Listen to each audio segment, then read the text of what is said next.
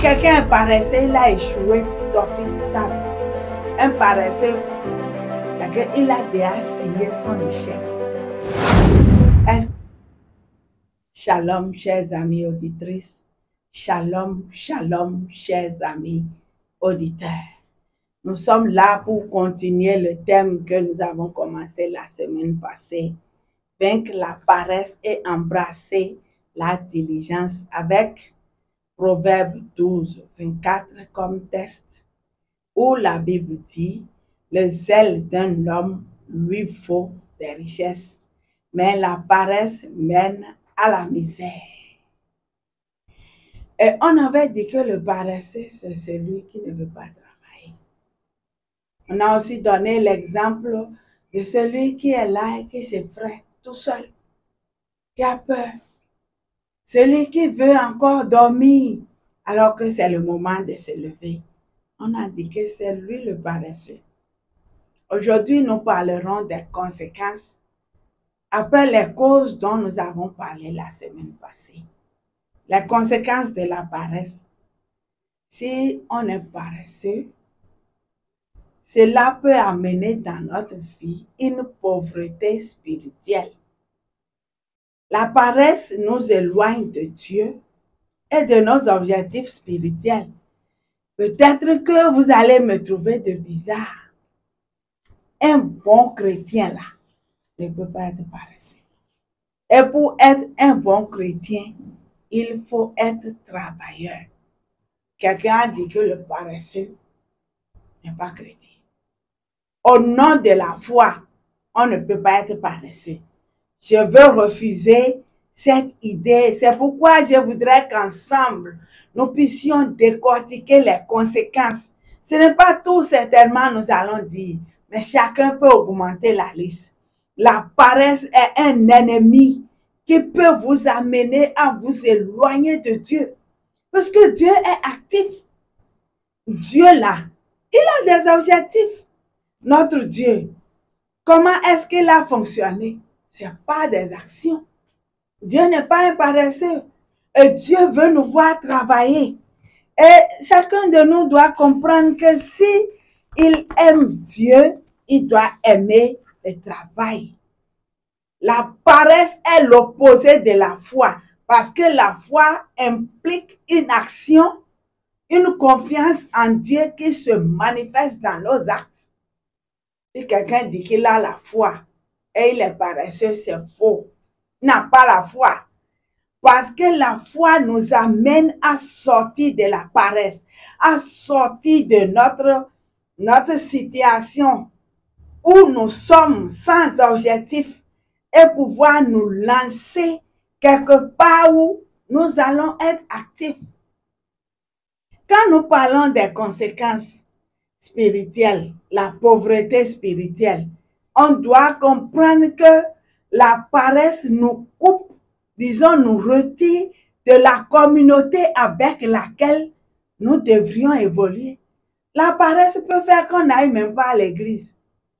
Elle peut faire que on n'ait pas envie de nous rapprocher des autres parce qu'il faut simplement marcher, faire un petit effort pour être avec les autres. Alors que nous devons nous encourager mutuellement et nous servir les uns les autres. Toi, tu es chrétien, tu ne sers pas. Tu ne fais rien. Tu n'es même pas dans la communauté, tu es isolé à cause de la paresse.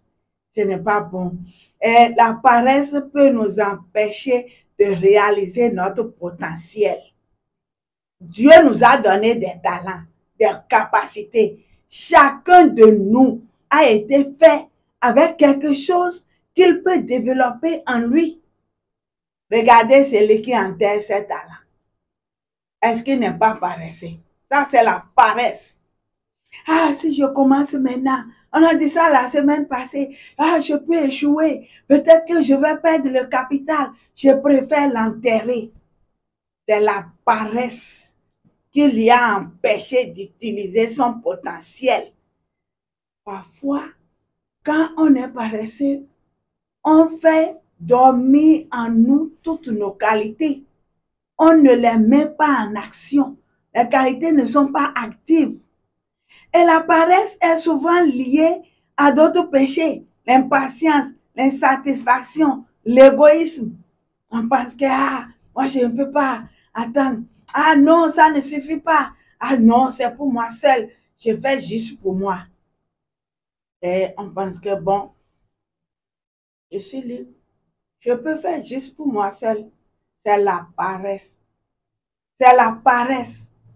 La paresse fait que parfois on dit que c'est inutile de faire même pour les autres. Un paresseux ne peut pas servir Dieu. Et la paresse contredit la nature de Dieu.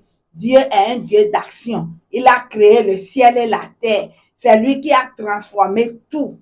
Et tout est devenu beau. En étant paresseux, nous ne reflétons pas la nature de Dieu. La deuxième grande conséquence, c'est l'échec. L'échec. Quand quelqu'un est paresseux, il a échoué d'office sa vie.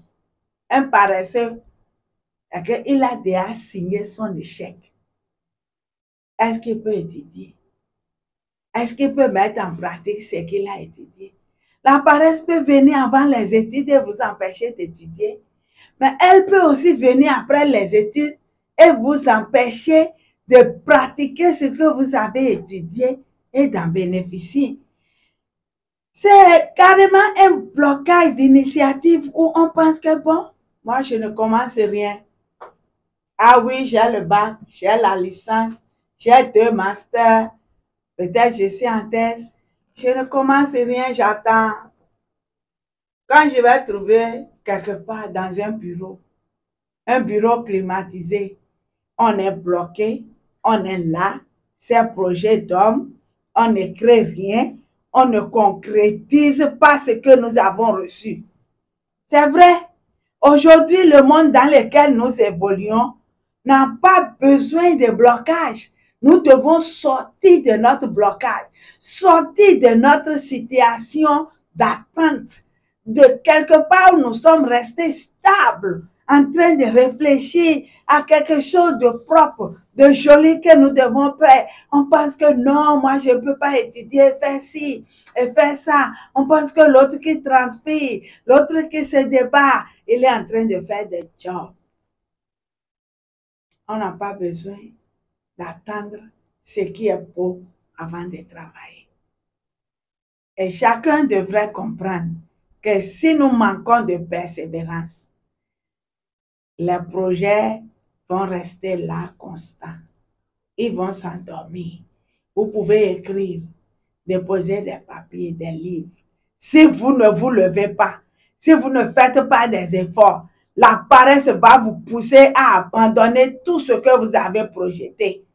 Face aux premières difficultés, vous direz, ah, c'est difficile, il y a des empêchements, je ne peux pas atteindre mes objectifs.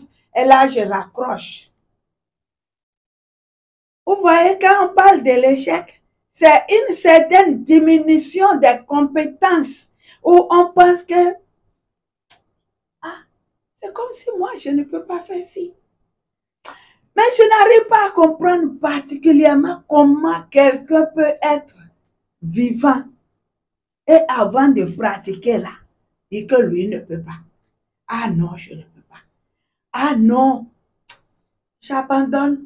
Et on commence à dégrader sa propre vie. On vieillit avant son âge. On n'a même pas confiance en soi. On se dit, ah, on se cherche. On ne se trouve pas de place dans la société. Le paresseux ne trouve pas à faire. Il dit, il n'y a pas le travail. Chers amis auditeurs, allez travailler. Il y a le travail. Allez vendre l'eau. Allez vendre ceci ou cela. Travaillez. Le laboureur a dit, prenez de la peine. C'est ça, non? Il a dit, ne laissez nulle place où la main ne passe et repasse. Allons travailler. Nous n'avons pas besoin d'attendre. Et chacun devrait comprendre que si nous attendons, si nous nous diminuons, si nous n'avons pas confiance en nous-mêmes, nous allons rester dans l'insatisfaction. Et l'une des conséquences terribles là, c'est le manque de satisfaction. On se dit, ah, c'est rien. Ça ne fait rien, même si je ne trouve pas. Et chacun doit comprendre, chers amis, que même si nous obtenons des résultats maigres, il faut les améliorer. Quand nous avons parlé des causes et des conséquences, je voudrais vous inviter, chers amis, la semaine prochaine à être au rendez-vous pour voir ce que nous allons faire quand nous connaissons les causes et les conséquences pour sortir de la paresse. Parce que notre monde ne pardonnera pas les paresseux et Dieu ne les acceptera pas. Soyez bénis et shalom à vous tous.